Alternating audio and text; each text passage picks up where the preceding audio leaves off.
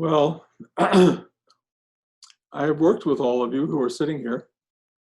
So thank you. Oh, Susan, I hadn't worked with you. Let me just tell you um, just how much I love you and how eye to eye is one thing, but truly the class goes out to the totality and it affects everybody individually. When I work with you individually, there is a alignment that takes place that's very personal and I think important, but it's not essential, because what's essential mostly is the class, um,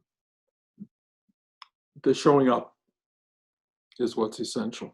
So Arkady, I guess this is going to be the talk, if it's recording.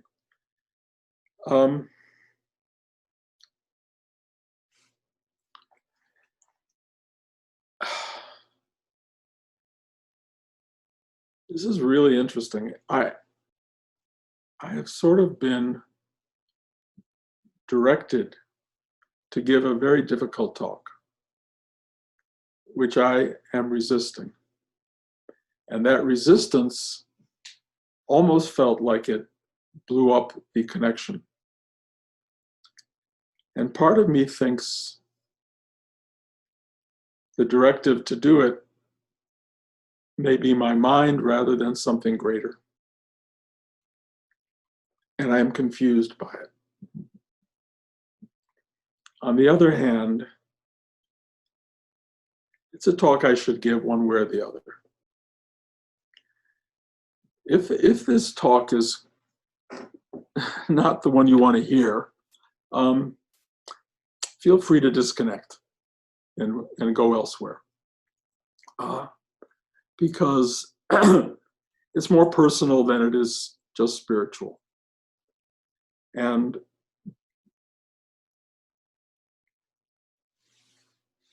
it's kind of a talk that's been waiting to come out for a long time. I actually tried to give the talk back in Bear Hollow at the farm. I sort of asked everybody, do you want to know more about me, the stuff that I haven't spoken about? And if you do, raise your hands. And only Arkady and Yelena raised their hands. So nobody else did. So I said, okay, I'll take you guys aside and leave it at that.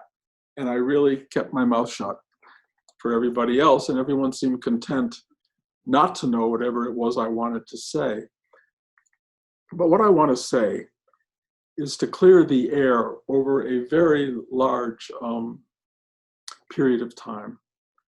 And I think it's important more for me than for you. So kind of bear with me.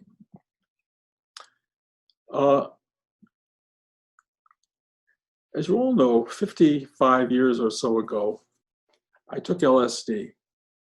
And you all know the story, and it was massive transformation and made me aware that there was a world so much bigger than the world we all inhabit, that somehow we were just tiny little figments of a much bigger imagination. And I didn't know what to make of it. And my friend Barry Kaplan, who gave me the LSD, gave me a Bhagavad Gita, Hindu Song of God. I started reading it. I realized, oh my God, the Hindus have it down. Then I started reading about Buddhist theology, and then I decided I've got to go to India. And I had to learn more. And I had a great job at NBC. I was a film editor in the news department. And I decided this was more important. So I left the security of that career and I went to India, spent 1.5 years meeting gurus and all sorts of remarkable people and not so remarkable people, and ended up in a record store in Japan where they were playing the recent records. And the two that I was drawn to, and they were really important, were Sgt. Pepper's Lonely Hearts Club Band, which had recently come out, and the other was Surrealistic Pillow by the Jefferson Airplane. And so I listened to both completely in the store. It was kind of a strange way to finish, if you will, a year and a half of travel in Asia, especially in the looking for gurus. And what I got from Surrealistic Pillow was, don't you need somebody to love? You better find somebody to love. And I don't know why that registered in such a powerful way, but I said, that's what I need. And on the plane back, I'm making that part up. I don't know where I was, but somewhere I said to God, bring me someone to love. And I said, whoever you bring, I will love. And it's really interesting because shortly after that, I was living with George and Cheryl in their apartment on 9th Street. And they said to me, do you want to meet a girl? And I felt like God was answering my prayer pretty much. I said yes. I truly opened. And I think the next day or so, Blanche arrived in their house and I met her. And I said, God had brought her via George and Cheryl.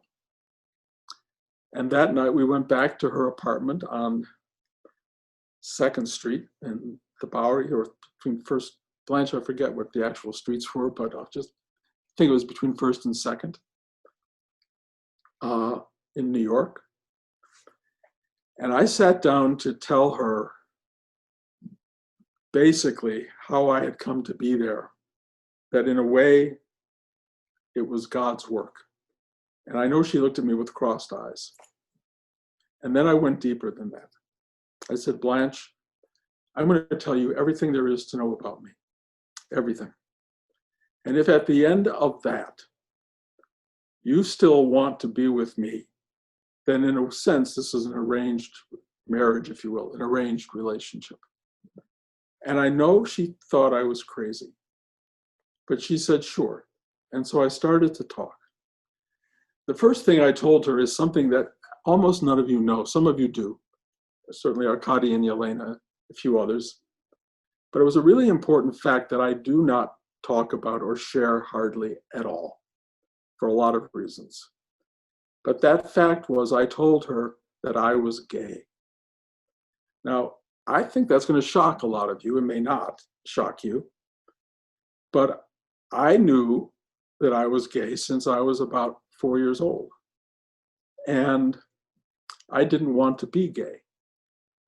I didn't even know what it was, but I knew it was something different than everybody else was talking about, because all the boys in my classes were talking about all the girls they were excited about, and I was more excited by the boys who were talking about it. But I didn't know what to do with that. But I felt profoundly other. And I have to say, the otherness that I experienced is probably why I'm sitting here talking to you now. I knew I did not fit in, and I knew I really wanted to fit in. I had girlfriends along the way, one of whom I told I was gay, and she said, well, we'll go to a therapist. It'll be fine. And she and I were going to get married, but it didn't go that way. I didn't really want to pursue a gay life for a lot of reasons. One of them was that I wanted to have a wife and children. I just wanted that. I felt that was really important to me. And I knew that there were complications in that, but I was being led to whoever walked through that door. And Blanche feels demeaned by that because it could have been anybody, and she doesn't feel like she was special. I think she was profoundly chosen for me. And when she walked through the door and then took me back to her house and sat me down and let me talk for what must have been 4 to 5 hours and say everything that had to get said, at the end of it, she said, basically, let's try this. Let's see where this goes. So it's 52 years later, and we are still deeply in love, deeply connected. We have had a wonderful sexual life. I will say in our late 60s and 70s, it has become less of one exactly, but our life together has been a wonderful life. It has provided me with everything I wanted in life: children, grandchildren, wonderful career, a world of possibility that Blanche made possible because she was willing to take the risks that I was willing to take. I still knew I was gay. It was interesting, some of my friends, without my knowing it, although it was interesting how you align with people, turned out to be gay, my male friends, and became confidants in a way that made it possible for me to ride through life, because I had people I could talk to and continue to talk to this day. But it is not something that I have made public in the same way, in a sense, that Rudy did not make this public. I think you mostly know that Rudy was gay. And it was something he just didn't reference in his conversations with the class or with most people, but it was a clear reality.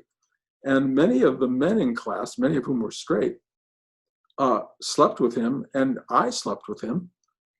And he so said to me afterward, he says, "You know, you're not really gay."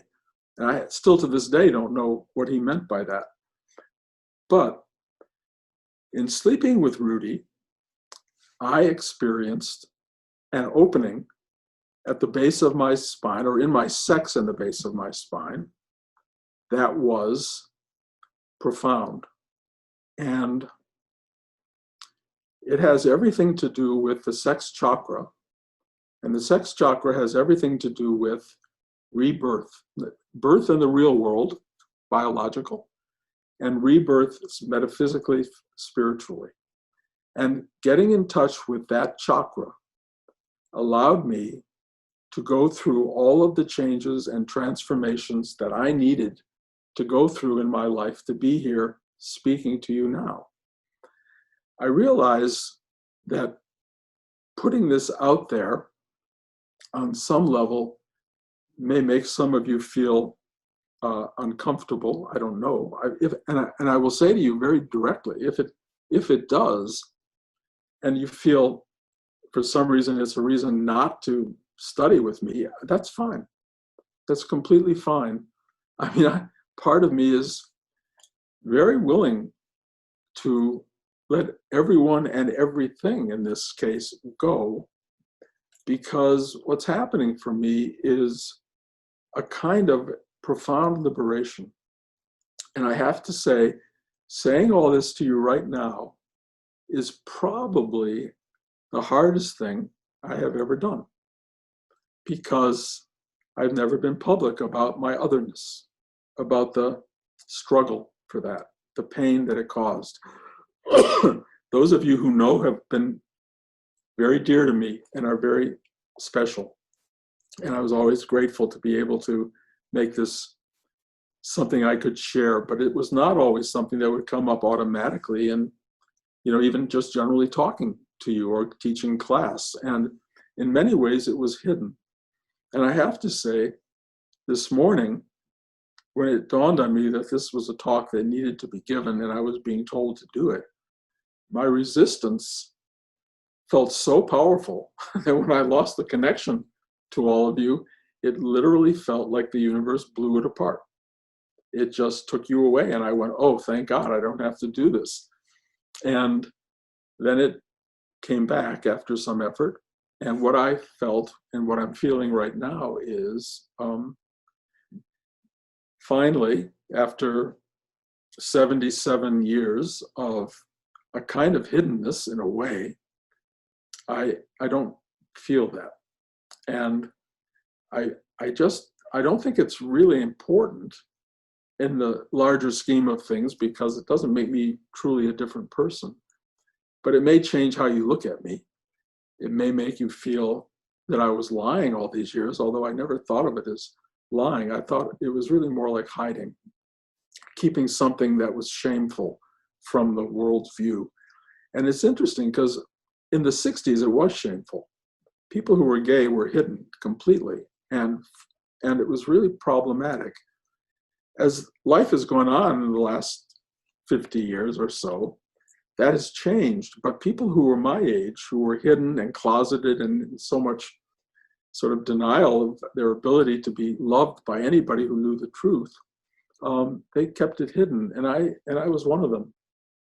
And part of this awakening that is occurring for me at this moment in time demanded that I make this talk. And so I'm doing that. And I hope you understand that it is personal. It's probably not a spiritual talk on some level, although on one level it may be, in that if I can encourage all of you to look at your shame, look at your hiddenness, look at your fears, look at the stuff you don't want to tell other people. The lesson I learned with Blanche, which I wish I was able to do all the time, which was, I call it, cut the onion open. Just don't peel it year by year. I'll let you know a little more about me and a little bit more about me. Just go right to the center. And if somebody goes to the core of that onion with you at that moment and says yes, even if they think you're crazy, they are partners for life. And you will be lucky to find that. And if you're going to try to do it piece by piece by piece over 20 or 30 years, you may find one level of that onion that's going to go, oh, what is that about? And then, God knows what happens in certain people's lives. But what I'm trying to express in the deepest way possible is the courage of this journey to follow the directive. And the directive came at me so strongly last night.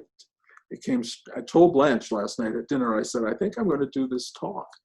Is it okay with you? Do I have your permission? Because I realize there's two of us here in this situation, not just me. And she was lovingly open to my sharing all of this. And I think, the danger of it is that people will look at me and Blanche with, like a different slanted eyes at this point and go, really?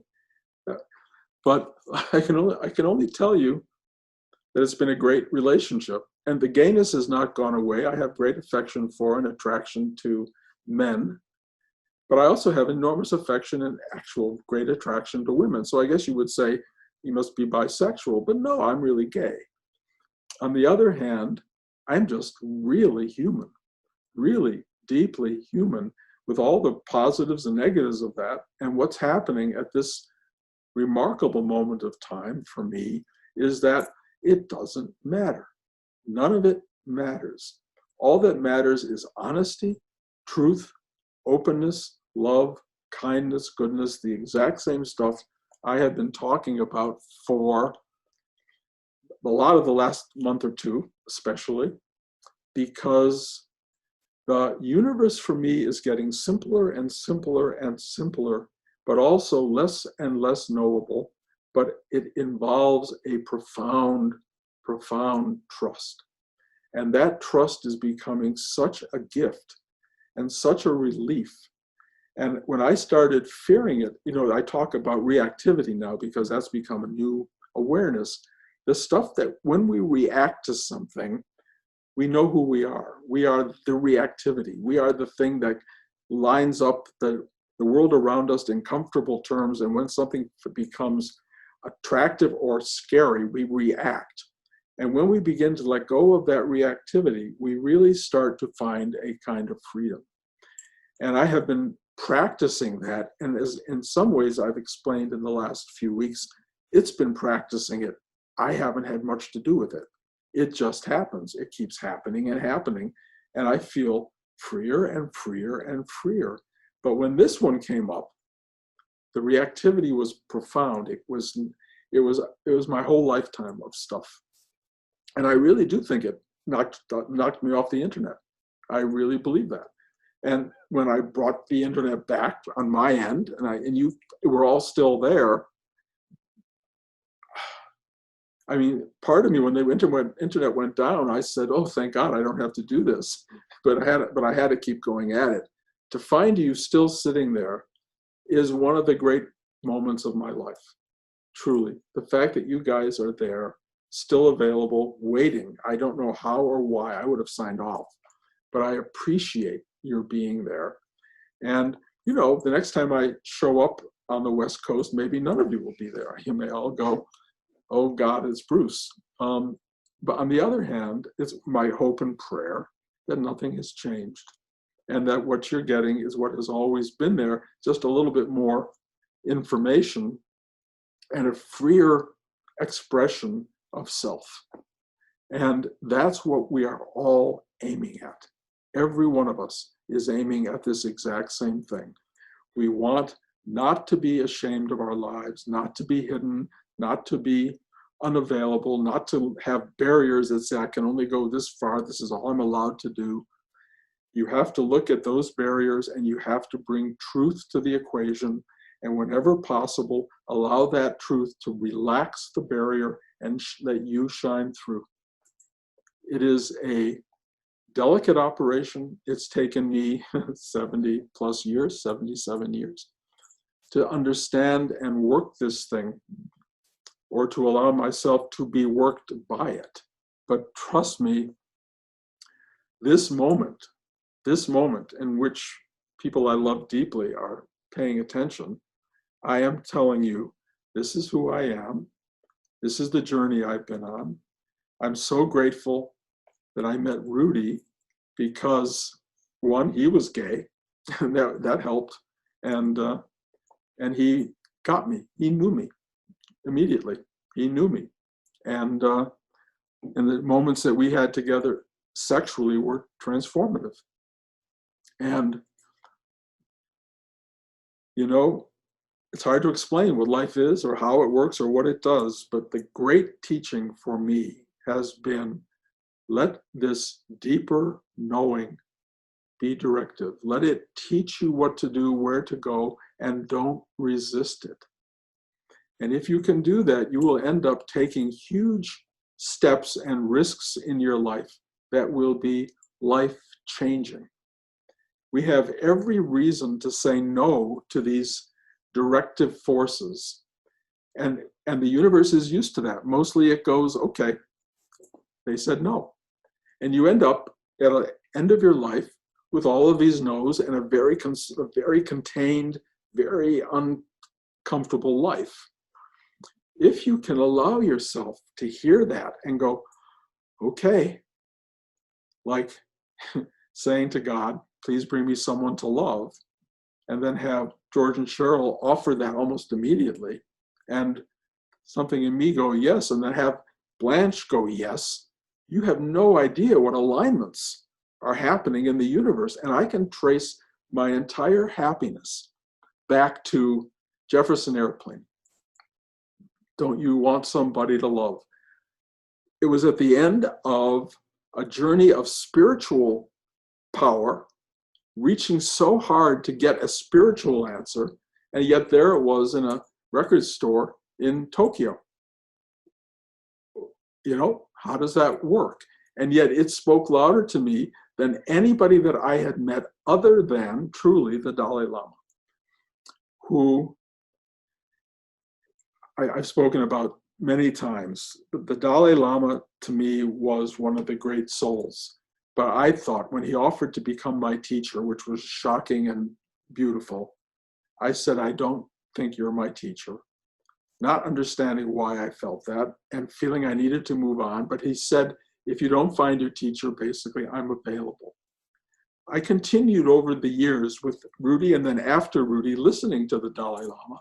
And as I've said week by week here, his teaching seemed simplistic to me. Kindness and goodness seemed like, come on already. And now, as I've said, probably in the last 5 talks, that's the teaching, guys. Kindness and goodness. If you can find kindness and goodness in yourself, no matter what, no matter people around you don't like, who are causing you pain and frustration, and a world that isn't working the way you want it to work, and all these things going on, and you can find kindness and goodness, your life will change. And I will tell you, Rudy provided a path. And I will tell you for the millionth time, that path is chakra related. There are these centers in your body that lead you to a depth of kindness and goodness that is astounding. Astounding. And if you go in instead of out, because out will never give it to you, only going in and going deeper, depth over time, Rudy's equation, go deep, go inside, you will find doorways and openings to something so remarkable. But the thing you have to understand is you can't just open your mind and think you've got it. You can't just open your heart and think you've got it. You can't just have your ego-minded center of self here have it and feel you've got it. You can't have your belly intuition have it, or just your sexuality, which is causing rebirth upon rebirth.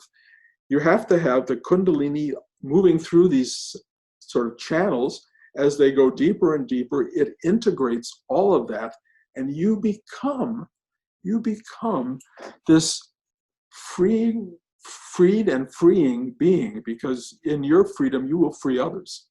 The more you open and the more you feel this inside, you won't be able to help yourself from being kind and good and loving to others. It will flow out of you. And then at some point in time, something will happen. Again, repeating myself, but important. The pain I had about 3 months ago that was unstoppable, horrible beyond anything I have known, untreatable by morphine and other painkillers. I came to the other side of that pain in time with a lot of help from other doctors.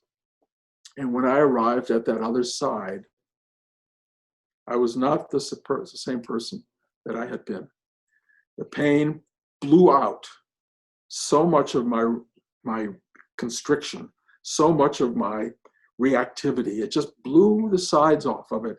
And there I was, and it was were the same thing. The word was even is problematic because it's a present tense. It is. This thing just opens inside. It opened inside me, this gay kid from Detroit, in a way that is beyond anything I had ever known. I don't know what to say about it other than that it is. And that it is not only for me, it is for you. Nobody has a bigger handle on it than anybody.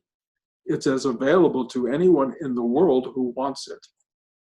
And all you have to do is the work, Rudy's work.